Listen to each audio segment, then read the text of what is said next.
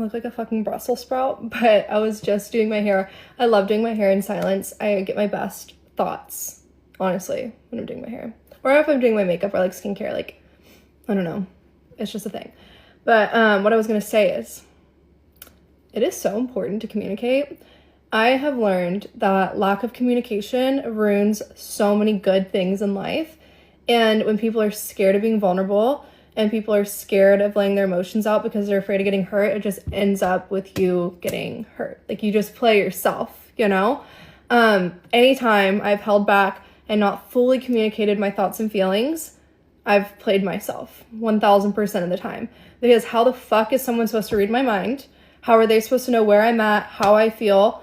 And it's like, we're all so scared to like be the one to like dive in head first, but you miss so many opportunities in life and relationships and friendships and work and opportunities because you literally block yourself. You know what you want, you know how to do it, you know how to speak. Like, we all know how to talk. We just don't because we're scared of that rejection. And that keeps us stuck in this cycle of not getting what the fuck we want. And then we get upset and we're angry and we see them move on and they're happy. And it's like, how can you be upset at them when you never communicated and you had every opportunity to say how you felt?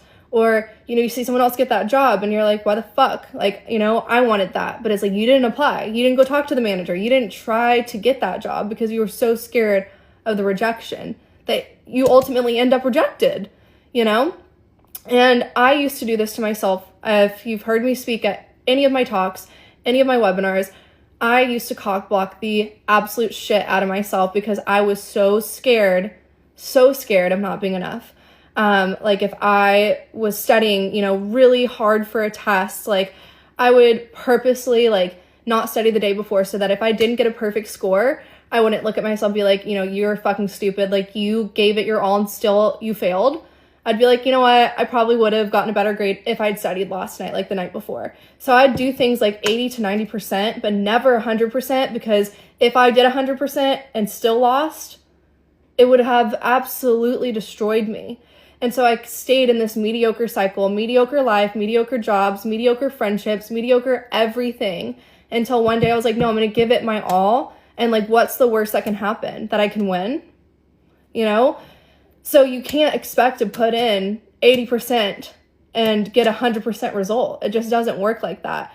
When I used to be really insecure about my body, you know, I'd work out really hard and then I'd go home and self-sabotage and like eat like 3 cookies or whatever the fuck it was. So that when I got on the scale the next morning and I didn't see the number that I wanted to see, it wasn't, oh, I didn't like work out hard enough